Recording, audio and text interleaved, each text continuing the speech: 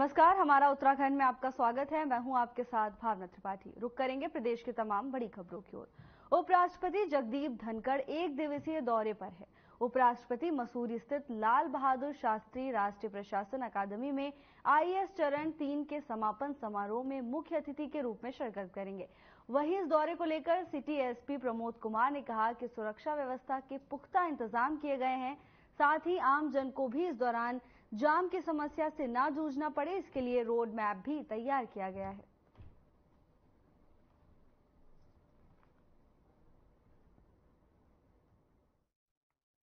कल को VVIP visit है देहरादून जनपद में, तो उसके तहत जो है हमारे द्वारा जो है चाक चौबंद सुरक्षा व्यवस्था की गई है। चाहे वो गलग्रांट एयरपोर्ट हो, फिर चाहे वो रूट की व्यवस्था हो, और उसके अलावा जो वेन्यू है उसकी व्यवस्था हो। हर जगह जो है पर्याप्त मात्रा में जो है पुलिस फोर्स लगाया गया है, और पर्याप्त मात्रा में जो है एसपी रैंक से लेके और नीचे तक के अधिकारी और कर्मचारीगणों को ड्यूटी पर लगाया गया है। और हम ये सुनिश्चित करेंगे कि उनका जो मूवमेंट होगा वीवीआईपी साहब को वो बिल्कुल निर्बाध हो, और आम जन को भी कम से कम परेशानी हो, इसी का ध्यान रखा गया है।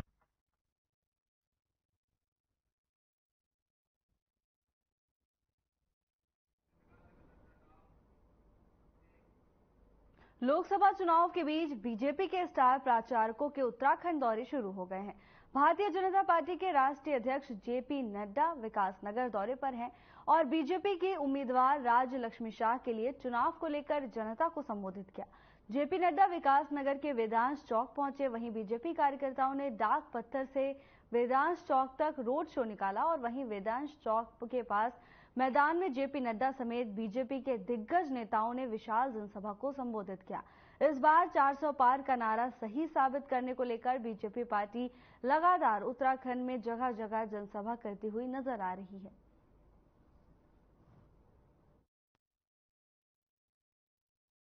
मैं ये कहना चाहता हूँ, इतना जो उत्साह है हमारे कार्यकर्ताओं के बीच में, आप लोग देख सकते हो। जनसैलाब, घर घर गली गली से सारे लोग निकले हैं आज नड्डा जी के स्वागत में, और मैडम राज लक्ष्मी शाह जी को। हम सबको एकजुटता से काम करना है, मेहनत करनी है। जिस तरीका आप लोग देख सकते हो, जनसैलाब आज यहाँ पर उमड़ा है। देखिए, पूरे देश में भारतीय जनता पार्टी की लहर चुनावी माहौल है और देश के यशस्वी प्रधानमंत्री को इस बार 400 पार के आह्वान पर जो उत्तराखंड प्रदेश है, यहाँ से भी 5 कमल माननीय प्रधानमंत्री जी को देने जा रहे हैं। उसी के सापेक्ष यहाँ पर ये बड़ी जनसभा देख रहे होंगे यहाँ पर हो रही है, और संपूर्ण जो हमारा टिहरी लोकसभा क्षेत्र है नरेंद्र मोदी के साथ है और उनके विकास की नीतियों के साथ। देहरादून में केंद्रीय राज्य मंत्री रामदास अठावले ने प्रेस कॉन्फ्रेंस की। रामदास अठावले ने कहा कि 10 सालों में देश प्रगति की दिशा में आगे बढ़ रहा है। केंद्रीय राज्य मंत्री ने कहा कि पीएम मोदी ने 2019 में संसद में संविधान को मजबूत करने का फैसला लिया था। पीएम मोदी ने कहा कि कांग्रेस संविधान को कमजोर करने का काम करती है। संविधान को बचाना सरकार का काम है, कांग्रेस अपनी पार्टी बचाए। कांग्रेस पर वार करते हुए रामदास अठावले ने कहा कि पीएम मोदी ने भ्रष्टाचार पर ऐसा प्रहार किया है कि कांग्रेस पूरी तरीके से टूट गई है। रामदास ने कहा कि अब की बार मोदी सरकार, अब की बार 400 पार और कांग्रेस पार्टी की हो जाएगी हार।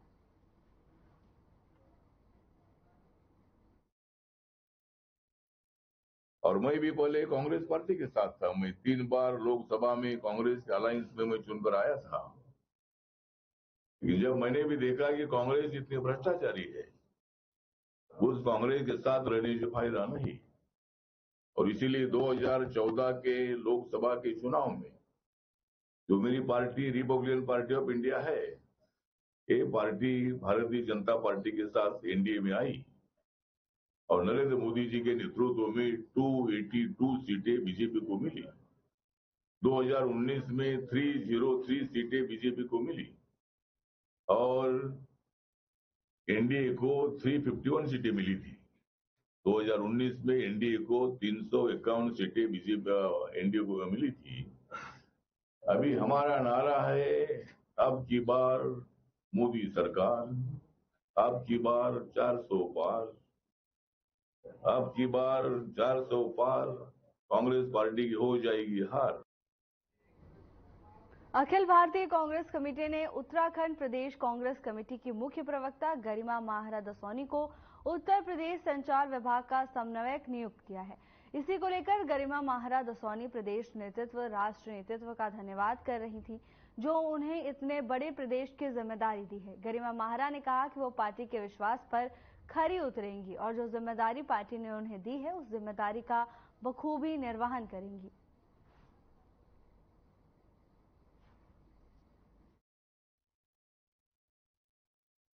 मैं बहुत ही हृदय से आभारी हूं, धन्यवाद ज्ञापित करना चाहती हूं अपने प्रदेश नेतृत्व का, राष्ट्रीय नेतृत्व का, जिन्होंने मुझ पर इतना विश्वास जताते हुए मुझे इतने बड़े राज्य की जिम्मेदारी दी और मेरी मेहनत को पहचाना, उसको एक्नॉलेज किया, अप्रिशिएट किया। और बहुत ज़्यादा आभारी मैं उत्तराखंड मीडिया की हूँ, जिन्होंने कभी भी मैंने अन्याय के खिलाफ, अत्याचार के खिलाफ, दुराचार के खिलाफ आवाज़ बुलंद की हो, जन विरोधी नीतियों के खिलाफ सरकार को घेरने का काम किया हो, मेरे हर संघर्ष में साक्षी भी रहे हैं और उसको बढ़ चढ़कर प्रचारित प्रसारित भी किया है। इलेक्ट्रॉनिक मीडिया, प्रिंट मीडिया ने हमेशा मेरे इस संघर्ष में मेरा साथ दिया है, उनकी भी मैं हृदय से आभारी हूँ। बीजेपी चुनाव से पहले लगातार दूसरे दलों के नेताओं को अपनी पार्टी में सदस्यता दिला रही है। इसी क्रम में बीजेपी प्रदेश अध्यक्ष महेंद्र भट्ट ने हरिद्वार से पूर्व कांग्रेसी नेता एसपी सिंह को बीजेपी मुख्यालय में सदस्यता दिलाई। सदस्यता को लेकर महेंद्र भट्ट ने कहा कि हमारा सदस्यता अभियान मतदान के एक दिन पहले तक चलेगा। वहीं एसपी सिंह ने अपने समर्थकों के साथ बीजेपी ज्वाइन की है। मैं तो सिर्फ अपनी बात कर रहा हूँ, मैं सबकी बात कैसे कर सकता हूँ? विपक्ष में जो पार्टी विपक्ष में रहते हैं, सत्ता उसमें चुनाव होते हैं, मैं सामूहिक सवाल का जवाब मैं नहीं दे सकता। मैं सिर्फ अपने बारे में बात कर सकता हूँ। मैंने अपने बारे में बताया कि एक बदलाव का दौर है और विकास का दौर है, इसमें हम सहभागी बनना चाहते हैं। हमने डिसाइड किया है कि हमें आना है इसमें। लोकसभा चुनाव को शांतिपूर्ण ढंग से संपन्न कराने के लिए निर्वाचन आयोग के निर्देश पर चमोली जनपद में कई स्थानों पर स्थानीय चेक पोस्ट बनाए गए हैं, जहां पर वाहनों की चेकिंग की जा रही है। आपको बता दें कि गौचर में बनाए गए एसएसटी चेक पोस्ट का जिला निर्वाचन अधिकारी ने निरीक्षण किया। इस दौरान हिमांशु खुराना और एसपी चमोली ने निरीक्षण कर लोगों को निर्देश दिए। इस दौरान सीसीटीवी कैमरे, वाहनों की चेकिंग और सुरक्षा को लेकर की गई व्यवस्था का जिला निर्वाचन अधिकारी ने जायजा लिया और जरूरी दिशा निर्देश भी दिए।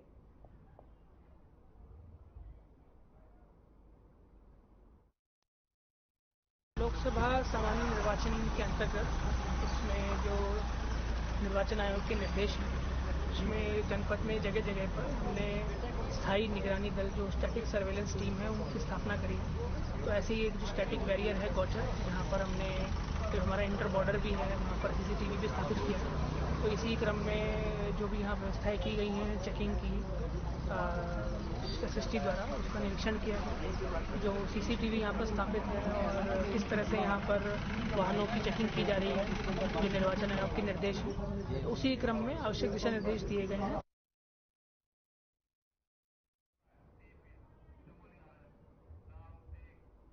खबर चमोली में चोरों के हौसले लगातार बुलंद होते नजर आ रहे हैं। पावर कॉर्पोरेशन के विद्युत सब सप्लाई स्टेशन थराली से सरकारी और सब स्टेशन में कार्यरत एक कर्मी के मोबाइल पर हाथ साफ कर थराली से फरार होने वाले शातिर चोर को पुलिस ने 5 घंटे से भी कम समय में सैकड़ों किलोमीटर दूर श्रीनगर में गिरफ्तार कर लिया। बता दें कि कर्मचारी की तहरीर पर पुलिस ने अज्ञात चोर के खिलाफ मामला दर्ज करते हुए अज्ञात की धरपकड़ के लिए एक टीम की गठित की गई। पुलिस ने बताया कि मुखबिर की सूचना पर अमित पाल निवासी और थाना नागल जिला सहारनपुर को पौड़ी गढ़वाल के श्रीनगर के पास घसिया महादेव क्षेत्र से गिरफ्तार कर लिया गया है और अभियुक्त के पास से चोरी के दोनों मोबाइल बरामद कर लिए गए हैं। बताया कि अभियुक्त को न्यायालय के समक्ष पेश किया जा रहा है।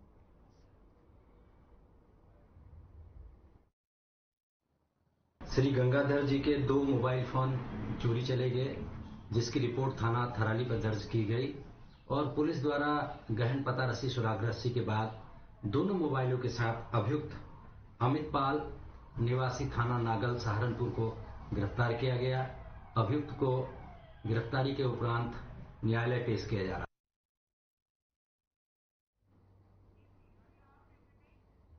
खबर हल्द्वानी से है, जहां 9 दिनों से लापता फौजी की पत्नी का शव पेड़ से लटका मिला। शव बुरी तरह सड़ चुका था और शरीर के कुछ हिस्सों को कुत्ते ने नोच लिया था। आपको बता दें कि लापता होने के बाद से ही पुलिस उसकी तलाश कर रही थी। शव की पहचान परिजनों ने कपड़ों से की। मृतक महिला की पहचान 45 वर्षीय तारा देवी के नाम से की गई है। महिला के पति ने बताया कि उनकी पत्नी मानसिक तौर पर बीमार थी और पिछले 5 साल से उनका एम्स में इलाज चल रहा था। वहीं थाना अध्यक्ष पंकज जोशी ने बताया कि शव को पोस्टमार्टम के लिए भेज दिया गया है। पोस्टमार्टम रिपोर्ट के बाद ही मौत के कारणों की पुष्टि होगी।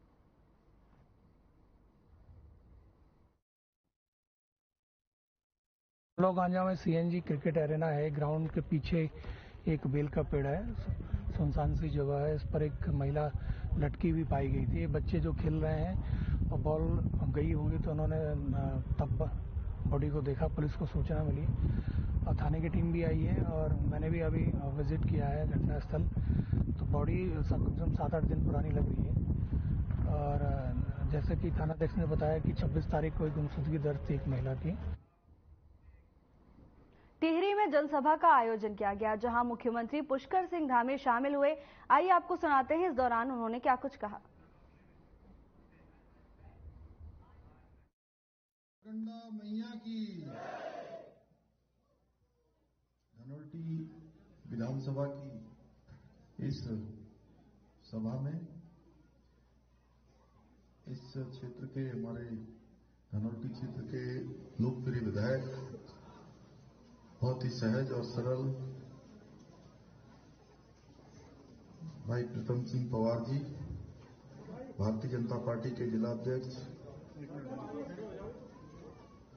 श्री राजेश नौटियाल जी, प्रभारी धनोल्टी विधानसभा श्री विनोद रतूड़ी जी, महावीर सिंह रांगड़ जी हमारे पूर्व विधायक, जोत सिंह बिष्ट जी हमारे बहुत वरिष्ठ नेता, अभी जिन्होंने इस एक भारत श्रेष्ठ भारत के लिए भारतीय जनता पार्टी में सम्मिलित हुए हैं, महावीर प्रसाद सेमवाल जी सह संयोजक धनोल्टी, सुभाष रमोला जी जिला सहकारी बैंक के निवृत्तान अध्यक्ष,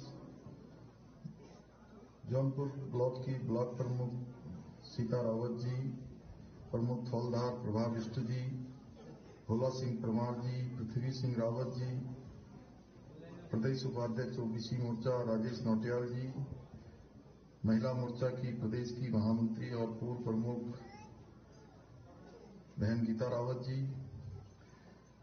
कुंवर सिंह पवार जी पूर्व जौनपुर के, मीरा सकलानी जी पूर्व जिला पंचायत उपाध्यक्ष,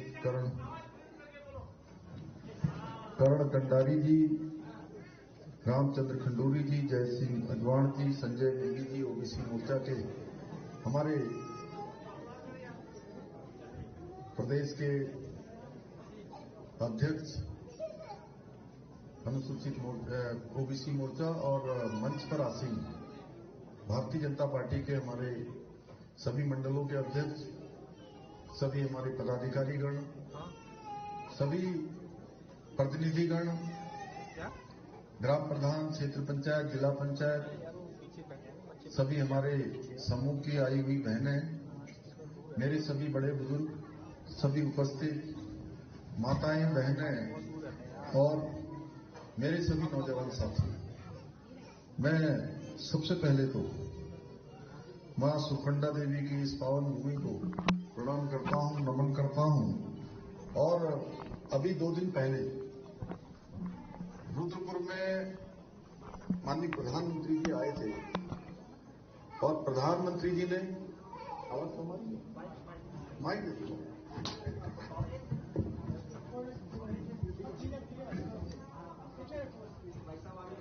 अभी हमारी आ रही जोर से, मैं धीरे धीरे बोलता हूं थोड़ा।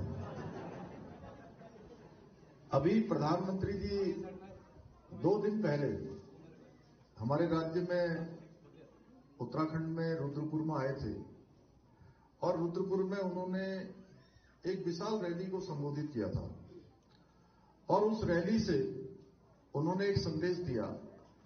उन्होंने मुझे कहा कि धामी जी, आप जहां भी जाओगे पूरे उत्तराखंड के अंदर, सबसे पहले सब लोगों को मेरा प्रणाम कहना और मेरा राम राम कहना। मैं प्रधानमंत्री जी की तरफ से भी उनका प्रणाम लेकर आप सबके बीच में आया हूं। भाइयों बहनों, इसके साथ ही आप सभी जानते हैं कि इस बार हमने माननीय मोदी जी को फिर से देश का प्रधानमंत्री बनाना है और उसके लिए इस लोकसभा क्षेत्र से भी भारी बहुमत से और बड़ी भारी बहुमत, अभी जोत सिंह जी ने कहा 18, 12 और 22, यही कहा।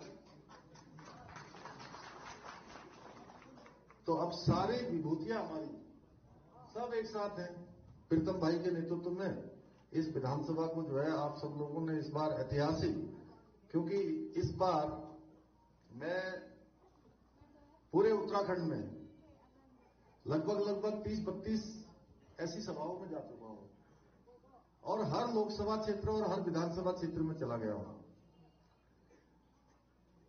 जितना लोगों में इस बार ऊर्जा है, उत्साह है, उमंग है, लोग मतदान के दिन की जो है प्रतीक्षा कर रहे हैं कि मतदान का दिन आए, वो दिन हमारे लिए त्योहार का दिन होगा जिस दिन हम मोदी जी को तीसरी बार प्रधानमंत्री बनाने के लिए वोट देने वाले हैं। तो भाइयों बहनों, टिहरी लोकसभा क्षेत्र में अब मत थोड़ा देखिए, वो देहरादून में थोड़ा ज्यादा होते हैं, पहाड़ में थोड़ा कम होते हैं। पहाड़ की जो विधानसभा होती है उधर 1.5 लाख भी होता है, 2 लाख भी वोट होते हैं, कहीं कहीं 2 लाख भी होते हैं। लेकिन यहां हमारे यहां मेरे ख्याल से 1 लाख के आसपास वोट होंगे, 90,000, 1 लाख। तो जितने भी वोट मिले उसमें प्रतिशत हमारी धनोल्टी विधानसभा का सबसे ज्यादा होना चाहिए। होगा ना? सबसे ज्यादा होना चाहिए कि नहीं होना चाहिए? अरे जोर से बोलिए तो होना चाहिए। तो ये आवाज